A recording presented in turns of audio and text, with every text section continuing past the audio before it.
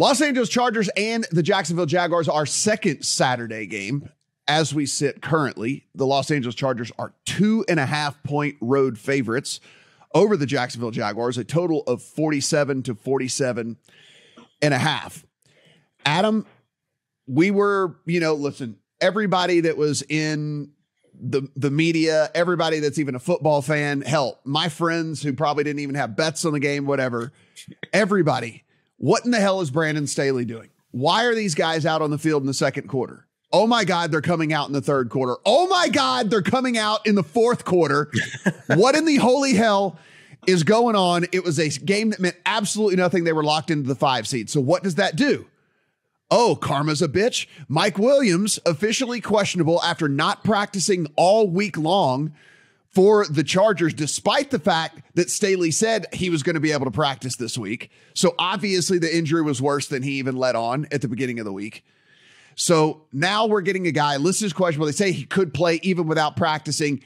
If he was hurt enough to not practice, he is not going to be 100%. And so what I present to you here, Adam, before I let you give your spiel on this Chargers team and this game in general, is we have seen this offense without Mike Williams, but Keenan Allen was out there. Chargers had a bye week in week 8. Then Williams missed 9, 10, 11, 12, 13. I'm counting 11. He played 6 snaps before he had to leave with the injury again. So I'm counting those 9, 10, 11, 12, 13. This offense was 19th DVOA in the NFL. It was 22nd EPA per play in the NFL. Their drop back EPA was 25th in the NFL. And yes, that did include a game against the 49ers, but the other 4 games in that stretch where Williams was out, where they put up these absolutely poor offensive numbers, Falcons, Chiefs, Cardinals, Raiders were the other 4 games in that stretch without Mike Williams. So again, I cannot emphasize enough how massive of an injury this is to me because of what he brings to this offense and why I really do like the Jags in this thing. So I guess when Brandon Staley said yesterday that it's not about the reps, it's about the rest, that only applies during the week, not before the game. This has got to be a skit, right? This has got to be like an SNL skit, right? That was a real quote. That was a real quote from Brandon Staley, coach who believes in rest over reps, apparently.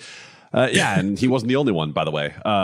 Joey Bosa came out dinged up out of this as well. Now, supposedly he's all right. But again, a player with an injury history being out there for the Chargers in a game that mattered not at all. So let's talk about the matchup on the field between the Jaguars and the Chargers this week.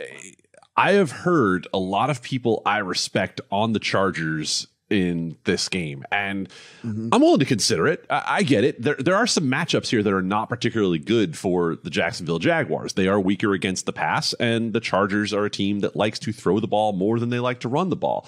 I look at the other side of this, and if we're going to talk about Brock Purdy's first playoff start, we'll also talk about Trevor Lawrence's first playoff start and say that could there be some level of question involved there? Now, the pedigree is quite a bit different, and Trevor Lawrence has performed quite a bit better. But at the same time, all the things that you add up in this game say to me that what I already have in my account, which is a Jaguars teaser leg, and what I want to put in my account, which is Keenan Allen over receptions, both make perfect sense. And the second one's chalky, right? The best receiver for the team, over 6.5 receptions. It's obviously juiced over in that direction. I'm seeing -30 or -35. I'm not worried about that at all, especially when we're talking about stuff like this with props. Getting that number, I'm not as worried about the juice on that number unless it gets truly excessive. And to me, that's not excessive to play over if Mike Williams is hurt, or even if Mike Williams isn't hurt. The Jags against receivers in the slot tend to be particularly bad. And we know that Keenan Allen's going to see a lot of snaps there. So I have the Jags in the teaser leg, largely because I don't see this being outside of a 1-score game. And I think Keenan Allen's going to get the ball with or without Mike Williams. Yeah, I also have a teaser leg for the Jags. I have the money line at +120. I also have them in a teaser leg as well.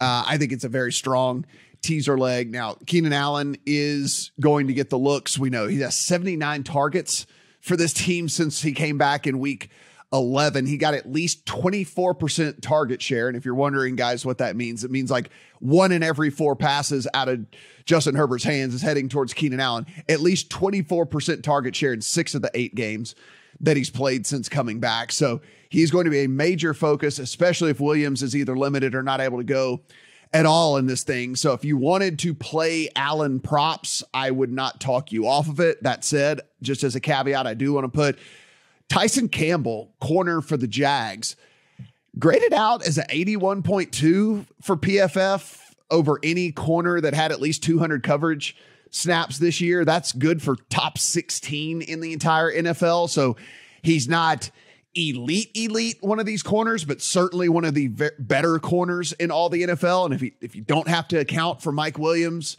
Campbell could see a lot of Allen. Maybe that does something to Allen's output. I don't really know, but I did at least want to throw that out there. Steven, how do you see this? And I'm 100% like Adam on this thing. I have heard a bunch of people on the Chargers. I've actually heard a bunch of people on the Chargers saying that this could be a boat race. And so I don't know. I don't feel like we're on an island necessarily, Adam, but I do feel like we're probably in the minority on this thing.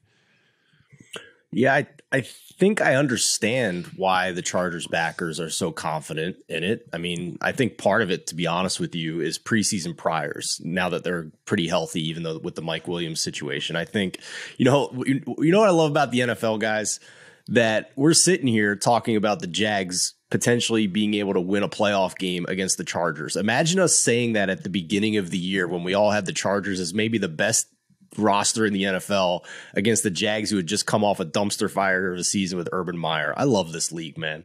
It's awesome. But yeah, I was surprised by the market movement on this game, especially with Mike Williams being on the worst side of questionable here this week. I would be surprised if he plays. Matt, one of your colleagues on VSiN this week, said he thinks he has a bulging disc, which is really hard to even walk with, let alone play a football game with. So I'd be shocked if he plays at this point, to be honest with you. So the matchup with the Jags D, since coming out of their bye week, Jacksonville is 6th in EPA per play on defense, 6th in rush D by EPA, 11th in drop back EPA. The argument there, I think, from the Chargers backers will be the 3 quarterbacks they've played each of the past 3 weeks. It was the complete opposite of a murderer's row. So let's play devil's advocate here. Let's say that the Chargers do score some points and the Jaguars offense has to keep up with them.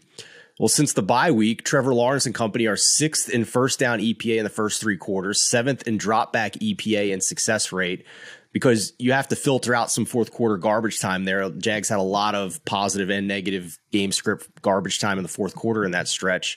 So that, to me, that first quarter stat is an indication of good play calling and good scheme from Doug Peterson. We know at this point he is an efficient, aggressive play caller on first down, which has been mostly the opposite of what we've seen from Brandon Staley after he went scorched earth aggressive last season. He's gone back to being very conservative this year. And overall, since the bye week, Trevor Lawrence 6th and 5th in drop back EPA and success rate.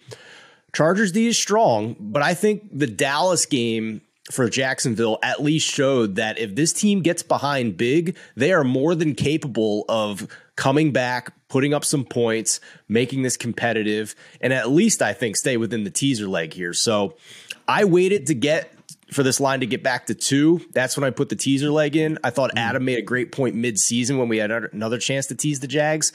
With Doug Peterson, you want to make sure you have at least 8 points on the teaser leg, because if he finds himself down 14, he's always going to go for 2. So you don't want to have a 7.5 and the Jags lose by 8. So teaser leg for me, 8 or better. We're sitting at 8.5 as we record Friday morning. And I guess there's really only one other Wong teaser option on the board here with the Bucks, and we'll talk about that in a little bit. But yeah, I love the Jags teaser angle here. Yeah, and to kind of put a bow on this one as well, Adam, I mean, I think if we look what we've seen from this Jags offense towards the latter half of the season was a team that kind of figured out a run game just a little bit as well. They were able to kind of not only with ATN, but mix in some of these other guys. Hasty certainly got nearly 50% of the snaps last week as well for this Jags team in a must-win game. And so I think that Peterson, just started to figure out the team a little bit better over the course of the year. I'm super bullish on Jacksonville next year. It's kind of going to be my Vikings of this year, of betting probably over on win totals and divisional things and stuff like that. And I want to correct myself on a couple of different things that I said on this podcast multiple times over the course of the years. We're heading towards the stretch where I was saying, hey, I'm going to be bullish on the Jags. They just need to get a number one wide receiver. Well, it's kind of one of those out of sight, out of mind things.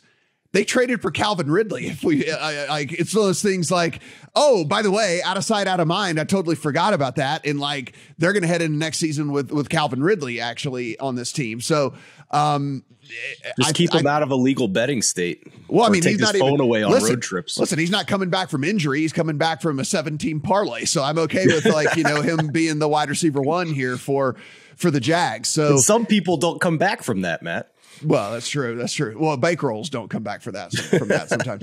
But again, if we're looking at this, we can't quantify this. We talked about this multiple different times over the course of the season, but on the sidelines, I am 100% more likely to believe that Doug Peterson's going to make the right decision in a crucial moment in the game than I am Brandon Staley. And I think this time of year, I know we like to talk numbers a lot here, and I think we should. And we like to talk stats, and I think we should. But there will be playoff decisions to be made because it is win or go home. And if it's Brandon Staley versus Doug Peterson, give me Doug Peterson 10 times out of 10. What happened to Brandon Staley? What happened to the Brandon Staley from last year that we were writing articles about, talking about his aggressiveness on fourth down and how nobody understood that he was making all the right decisions, even though the variance was going against him? Did he read all of those and realize that some of those choices might cost him his job because his ownership thought that they should have gone more conservative and took the points? I don't know. I'm speculating, but all I know is that the Brandon Staley that made smart decisions on fourth down and made smart decisions about when to kick and when to go for it, and I guess when to play players and when to not play players, he's not here anymore. So I will co-opt your term, Matt. Fake sharp. Yes, fake sharp for sure.